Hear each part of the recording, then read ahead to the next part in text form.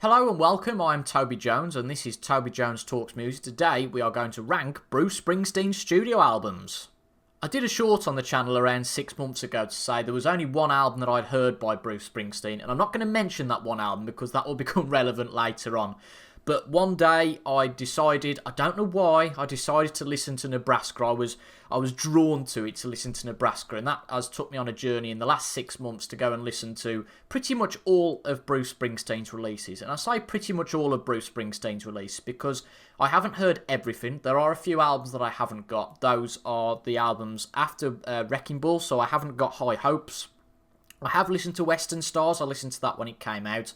Letter to You, I listened to that, but I haven't got it. And then the two covers albums aren't covered here as well, pardon the pun. Only The Strong Survive and We Shall Overcome. So this is going to be a ranking of 16 Bruce Springsteen studio albums that I've listened to over the last 6 months. I have thoroughly enjoyed listening to this because outside of the greatest hits and that one album, which I'll talk about a little bit later on, I hadn't really heard much Bruce Springsteen, so it's been a great experience for me to go and listen to Bruce Springsteen's studio outputs. And we're going to start from the bottom, number 16 in this ranking. So coming in at the bottom of this ranking at number 16 is an album that I actually went to straight after listening to Nebraska. I had a strange configuration of going through this catalogue with Bruce Springsteen, which I'll enlighten you more about as I go through this ranking. But this album was the one that I went to straight after Nebraska because reading up on Nebraska, there was a perceived trilogy of albums, which was Nebraska, this one, and then an album released in 2005. At number 16 on my list is going to be The Ghost of Tom Joad.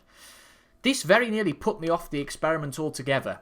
Back then, when I'd listened to Nebraska, I wasn't really going into it thinking that I was going to listen to all of Bruce Springsteen's albums.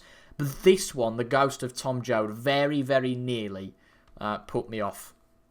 It is similar to Nebraska, it is quite folky, and there's one track that I like on this, and that is Youngstown. The rest of it, especially after Youngstown, I figured that they almost blended into one, some of these tracks, and there just wasn't anything to keep me interested, so I felt that I think I listened to this through twice, actually. It wasn't just once I listened to it, but I listened to it twice, never revisit it afterwards. I might well revisit it now that I've listened to the rest of the albums, but this one very much at the bottom of the ranking. At number 15 is the third album in that perceived trilogy. So it was released after The Rising in 2002. More, again, of a folky sound, and that is going to be Devils and Dust from 2005. Now, the one thing I didn't say before doing this, actually, is that this ranking is where these albums place after their first listen, apart from one, and I'll discuss that a little bit later. So, as I went through these albums, I placed them in a ranking as I went through them. So, it's brought out an interesting ranking, actually, and I'd probably change this, and like a lot of things, I'd think, well, just go with what you're thinking of today. And that's the best you can do, because these rankings could change all around the place, but the reason I say this with Devils and Dust is that this album has actually quite grown on me from when I first heard it. I like the title track, Devils and Dust. I like All the Way Home. Reno, when I first heard it, I almost very much raised eyebrow. That's very sort of explicitly sexual. It's okay, it's decent. Long Time Coming's good. Black Cowboys, Maria's Bed, I really like Maria's Bed, and All I'm Thinking About. But I have to say, some of the like Metamorphs Banks and Jesus Was an Only Son and Black Cowboys, Silver Palomino, they were kind of like drifty songs that didn't really go anywhere for me, and I didn't really enjoy this all that much when I first listened to it. This is one that I have revisited since I've listened to the first time and enjoy it more than I did back then. I do like Leah, The Hitter's okay, so this is an okay album, very much not one of Springsteen's best, but probably better than the position that I'd put it in originally when I first listened to the album. At number 14, this is the one actually that I ended the Bruce Springsteen listen along, or whatever you want to call it, if you want to call it a catchy word with. And this was a big disappointment because you'll see that the sister album to this is ranked much higher, and that is going to be Lucky Town from 1992. Maybe I had too much Springsteen fatigue going into this, possibly, but Better Days was the single off this album. It's okay. Lucky Town's okay. Local Heroes, okay. I really like If I Should Fall Behind. That was the only track I knew from this album before I listened to it. I really like that one. The Big Muddy is quite moody. My Beautiful Reward, I don't like that one. Souls of the Departed is decent. There's potential here. There's half potential, but to be honest, I'm not really a fan of this. But this was the last one I listened to, so maybe revisiting it in the future might give me a little bit more incentive and a bit more enjoyment possibly from that album. And number 13 is going to be Springsteen's last release of the 2000s, that decade, and that is going to be Working on a Dream from, I think this was from 2009, 2009 this was released. This starts off very, very well. Outlaw Pete is one of my favourite tracks from the 2000s from Bruce. I really, really like it, but unfortunately it's quite a way downhill from there. My Lucky Day I think's decent. Working on a Dream is okay. I don't like Queen of the Supermarket. The lyrics are just almost eye-roll cringeworthy. I like Surprise Surprise, and I think it's the wrestler that's decent. There's some okay stuff on this, but none of it's really all that good. Outlaw Pete is absolute killer, I think, and I really like the live version from the London Calling live Blu-ray DVD as well. But apart from that, there's not much here that I do enjoy all that much. So that's 16 to 13. At number 12, this might surprise you. So the way that I went round listening to this catalogue, I have to think for myself now.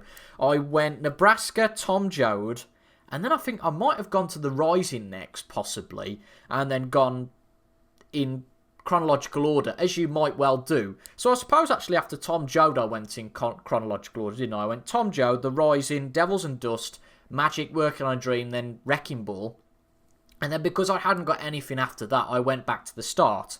And this is where we're going to go next. So this might be surprising. I think this might figure a lot higher on other people's lists. But ultimately, this is how much I enjoy the music. And after my first spurt of listening to this 4 or 5 times, I haven't gone back at all to Greetings from Asbury Park, New Jersey. It's an okay album, but the next album is a big step up, I think, from that. Growing Up, I like that one. Mary Queen of Arkansas is decent. Lost in the Flood is decent. For You is decent. Spirit in the Night's good, catchy song. But there wasn't really anything from this that I revisited after I played it for the first time. There was simply better things that followed, and I haven't revisited it again at all, to be honest, which is, to be fair, looking at this, it's the only album I haven't revisited at all since listening to it for the first time. But it does rank above this, for instance, because I think that overall it's a more consistent effort, but the one track Outlaw Pete is probably better for me than anything else on Asbury Park. That might be blasphemy to some, but again, this is my individual ranking. I've got to stop apologising for giving my opinion, because it is my opinion. Other people might not like it, but that is just the way the cookie crumbles. So that has took us to number 12. Number 11 is the last chronological album I have from Bruce. Is that 11? 16, 15, 14? Yeah, it is 11. At number 11 is 2012's Wrecking Ball. Wasn't really a fan of this when I heard it for the first time. There wasn't anything that particularly drew my attention, but after listening to it more and more, after revisiting it, it is a pretty solid album. I do enjoy this. The highlights from this for me, We Take Care of Our Own, Jack of All Trades. The title track's pretty good. Land of Hope and Dreams, I like that one. Rocky Ground's okay. This is overall a good latter period album for Bruce, although there is one that I do like very, very much, which is coming up quite soon. So now we're into the top 10, and this one again might well surprise some people. At number 10, I thought I'd like this a lot more than I did, and I actually did. This was one of the ones that I enjoyed a lot on my first listen, and then I got a bit tired of it after a bit, and that is Darkness on the Edge of Town from 1978. There's some really good stuff on here. Of course, you've got the title track, which closes off the album. Badlands I'd heard before, and I have to say, after hearing it a couple of times in a row, really started to grate on me. Adam Raised a Crane, apparently, that's a new Bruce Springsteen song. Adam Raised a Cane, really good guitar riff on that, aggressive guitar riff, I like that one. Something in the Night, I really liked that when I first listened to it, and it was quite apt, because I guess I listened to this about November time, driving to work in the dark, and that whole night thing, and really atmospheric, really liked that one. Candy's Room, that's okay. Racing in the Street, really like that one. But I have to say, side 2 doesn't do all that much for me. The Promised Land, it's okay. Factory, it's okay. Streets of Fire, it's okay. Prove It All Night. There are some really good highlights on this album. Again, as I've said about Working on a Dream and Greetings, this is more... Well, actually, this probably goes against the grain. So this is interesting. This is probably more of a consistent album, but there are individual tracks I like very much on this. As I say, Racing in the Streets, Something in the Night. So that's interesting that maybe I've gone against myself with this ranking. But the one I didn't do this ranking by looking at all of the albums and then piecing them all in together. I kind of just put... So when I'd listened to Darkness on the Edge of Town, I looked at where I'd put the rest of the stuff and then put that in there somewhere. So I wasn't necessarily looking at this holistically, if you can call it that. I was just looking album by album as I listened to this. This one being at we're at number 9 now, aren't we? 9, 8, 7, 6, 5, 4, 3. Yeah, we're at number 9. This one surprises me that it's at number 9. And in fact, the next one surprised me that it's at number 8. So good is the catalogue, I think, from Bruce Springsteen. This is Bruce's second album, The Wild, The Innocent and The E Street Shuffle. This is really good. Really, really enjoy this. And something that completely different to the first album. Imagine my surprise when I heard The E Street Shuffle for the first time, which is completely different to anything that's on the first album. Sandy, 4th of July, Asbury Park, I like that one. Kitty's Back, when I heard that for the first time, the guitar at the start of this track, my eyes were open wide. I thought, oh, this is really, really good. Really groovy as well, this track, really like that one. Wild Billy's Circus Story, I can take it or leave it. I really like Incident on 57th Street. Really like Rosalie to Come Out Tonight. I really like the opening to New York City Serenade. But the section when it goes, is it, well, she won't take the train or take the train or something like that. That starts to turn me off. But the piano, I think it's the piano sequence at the start of this track, is absolutely beautiful.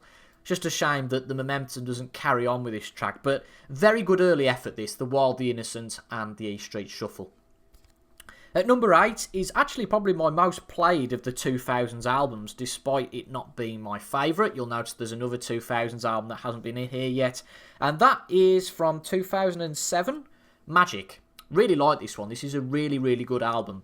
Radio Nowhere, I liked it when I first heard it. It's one of them I think it's been a little bit overplayed for me now. You'll Be Coming Down, good track. Living in the Future, good. Your Own Worst Enemy, good. Gypsy Biker, really, really good.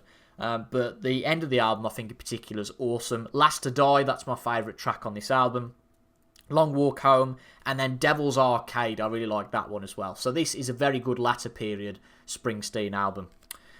Going back to the 70s then for number 7, and I think this will have covered the 4 albums from the 70s, so no prize for guessing which one this might be at number 7. Yeah, number 7 is Springsteen's Born to Run from 1975. Before listening to this, I knew the opener to side 1 and side 2, the title track and Thunder Road. 10th Avenue Freeze Out, not mad about that. I like Night, really like Backstreets. She's the One, that's excellent. That's my favourite track off this album. Meeting Across the River's good. Jungle Land is very, very good. Very solid album this. I really enjoyed listening to it. Number 6 might surprise you. This isn't higher, but this was the first time I had to deal with an album that I'd heard a lot of the tracks before, and to be quite honest, after hearing, because all of these albums, apart from Tom Joad in fairness, I listened to at least 4 or 5 times to get a good flavour of them. And Born in the USA, the title track really, really got on my nerves after hearing it for the 4th or 5th time. So when I listened to this album in full, I knew half of it already. So I knew Born in the USA, the title track, Cover Me, I'm on Fire, Glory Days, Dancing in the Dark, and My Hometown. So the tracks I hadn't heard before, Darlington County, I don't really like that one, I have to say. Really like the chug to and the groove to Working on the Highway. Downbound Train, really like that one. That almost flirts with what's to come on Tunnel of Love. No Surrender, that's good. Bobby Jean is good, and I'm Going Down is good. Good solid album this, good solid album, but the title track, if I ever have to hear that again. But apart from that, really, really good. And just a shout out, as I've talked about on another video, that I really like both the Electric Nebraska version and the Nebraska demo version of the title track. Far prefer those to the version on this album. It's just been overplayed, unfortunately, the title track for this album. Number 5 might surprise a lot, and I think this is one that's going to move down my list as I go. But this is very much a first listen list, so we're going to keep it there. I have to say I was very, very surprised when I first heard this, just for how much I enjoyed it, because I'd heard from some quarters that the 90s was a pretty bad decade for Springsteen, but I really, really liked this. Really, really liked Human Touch when I first heard it. It suffers from the CD era of being too long. There's 14 tracks, and there's a couple that I would get rid of in here, but there are some absolutely killer tracks on this album, I think. The title track I'd heard before, that's brilliant. I really like 57 Channels and Nothing On. With Every Wish, that's a nice slower track. Roll of the Dice, really good. I really, really like Man's Job. And I Wish I Were Blind. I like The Charm of Pony Boy, The Long Goodbye, All or Nothing at All. Just some really, really good rock tracks on this one. You know, lyrically it might not be as good or as inventive at least as some of the ones that have come before it, but I really, really enjoyed listening to this one. And actually, I'd listened to it 4 or 5 times and I didn't want to move on to Lucky Town. I was quite happy to listen to it for a couple more times, but I thought, no, we'll stop while the going's good, while I'm enjoying it. So just imagine my sheer disappointment listening to Lucky Town after Human Touch. Obviously, they were both released on the same day, but Human Touch, I think on Wikipedia, is considered the first album, so that's why I went for this one first. It's a little bit like a couple of things. Obviously, the way I've gone about listening to this catalogue has been unorthodox, to say at best, but it's a little bit like this is completely left field. The Star Wars films, so I watched those this year, and I watched them in their original order, if you like, as they came out. And I wonder whether I would perceive them differently if I'd have watched them in the storyline order, if you like, from episode 1 through 6. And that's maybe something for Lucky Town, that if I'd heard that before Human Touch, would I have liked it as much? Would the expectation have been lower? Like it was for Human Touch, I wasn't expecting much at all. I was going to say nothing at all, but that, you know, a bit of a pun for all or nothing at all, but it doesn't really work. So maybe if I had listened to Lucky Town before Human Touch, maybe I'd have liked it better, but I really, really like this one. The top 4, these are all brilliant albums. These are the ones I probably reach for the most with Springsteen, I have to say. Maybe apart from, I'm looking at Magic and Wild the Innocent, the East Street Shuffle. I'd probably reach for those for re-listenability, if that's a word. But number 4, this is a really excellent album. I was listening to this a little bit of this morning, actually. 2002's The Rising. This is really, really good. And again, a little bit like Human Touch, suffers from being a little bit overlong for me. I think that in the middle, I'm not a massive fan of Worlds Apart or Let's Be Friends, Skin to Skin. But apart from that, this is a really, really good album. Actually, I'm not much of a fan of the title track, but apart from that, this is really good.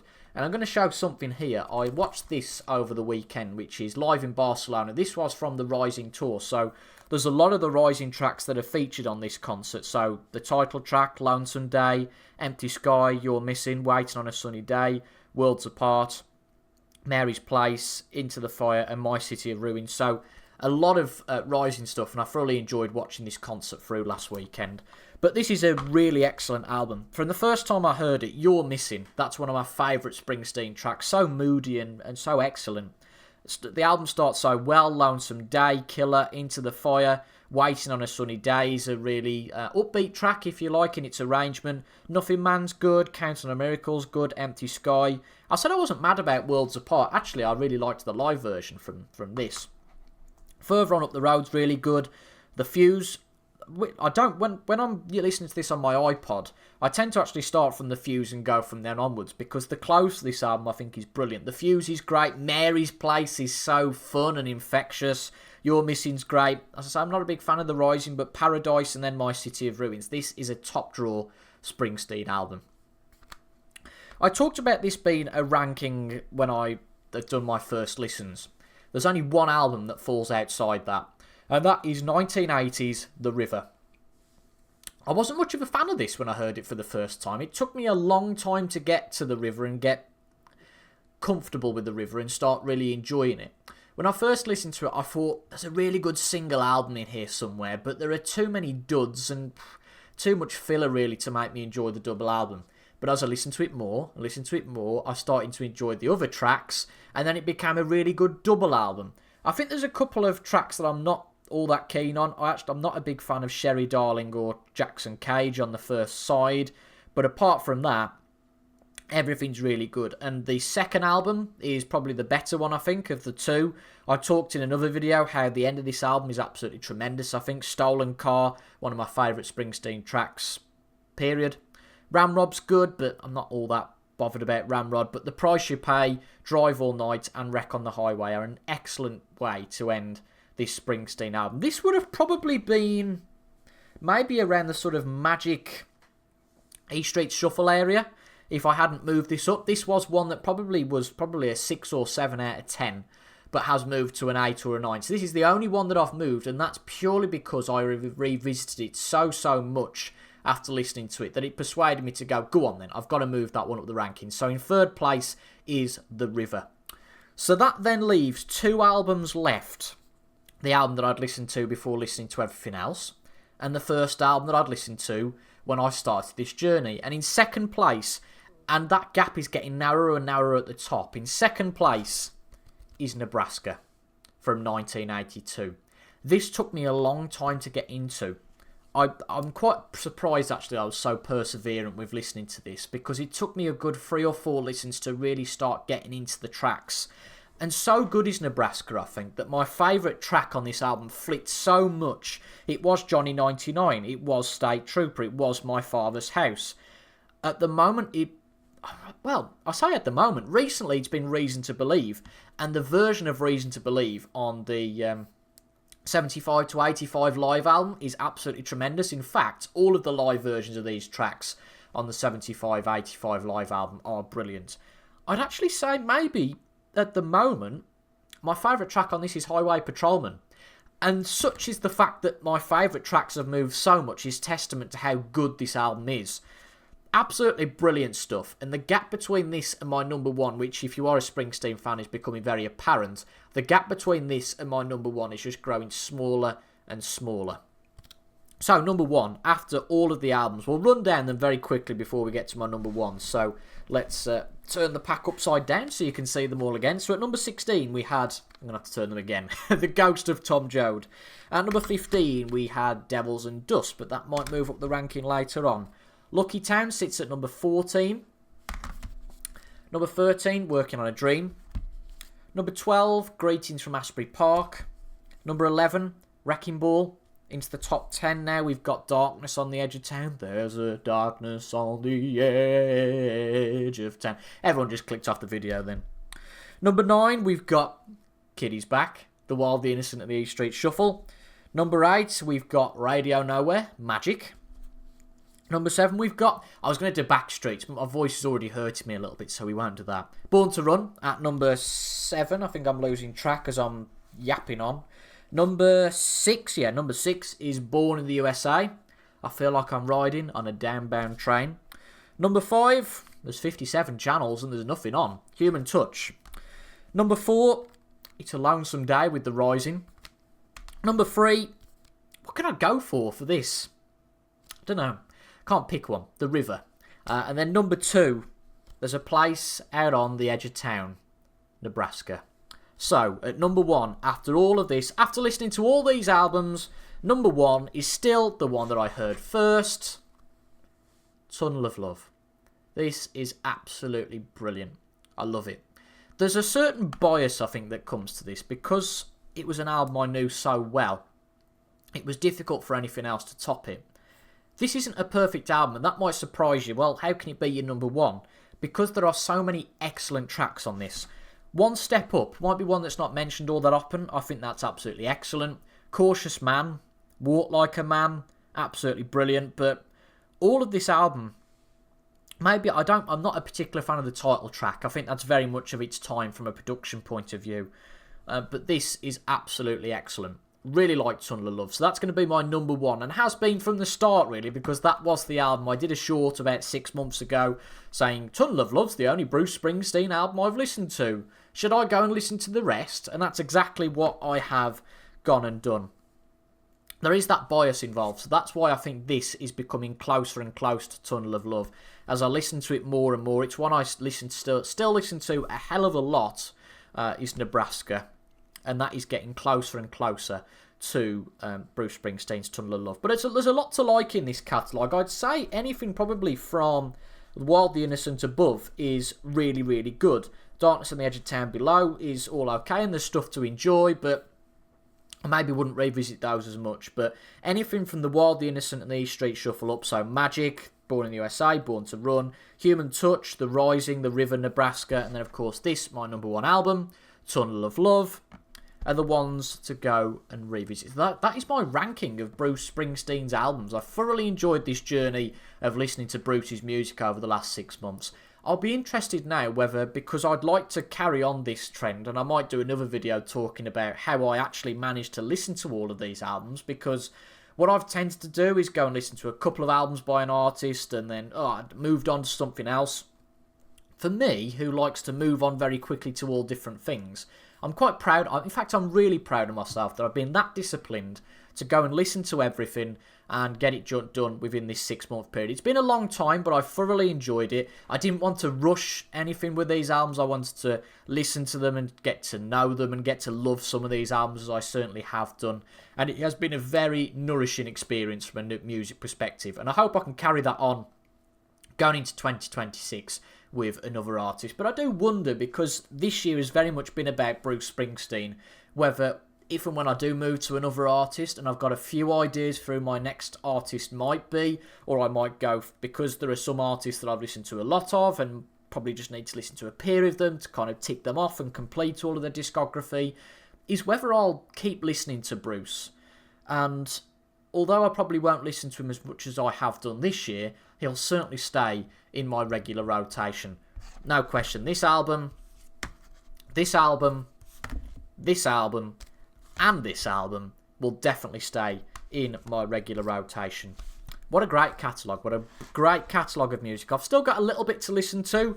If I do pick up the physical copies of High Hopes or the other albums, then I'll certainly go and listen to them, and you might get a review on the channel. This isn't the end of my Bruce Springsteen content on the channel, though. I'm not going to do an album ranking and say, woof, that's it.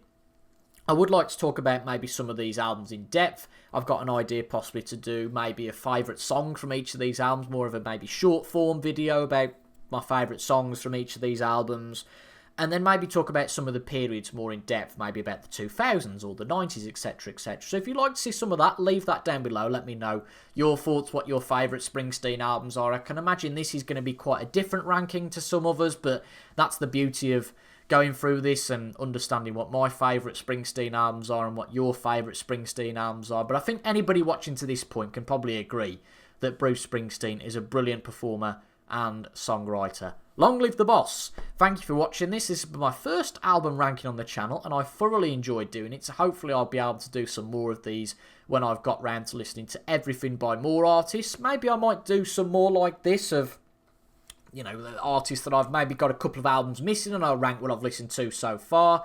Such is me being a perfectionist to go, well, I've got to listen to everything before I rank the albums. And I thought, no. With Springsteen, I've listened to what I want to listen to. I'm going to strike while the iron's hot, do a video, talk about my favourite Springsteen albums, and then maybe we might revisit it later. But as of the 27th of December 2025, those are my 16 Bruce Springsteen albums in order. Have a great rest of your day. Thank you for watching. Make sure to like, comment, subscribe down below. We have all the social channels. We're on Facebook, Instagram, Twitter, TikTok. I think that's the lot. This is also available in podcast form on Spotify, Apple Podcasts, wherever you get your podcasts. And if you want to continue the listening journey here at Toby Jones Talk Music, there will be a video up there which hopefully will align with your taste to go and watch next.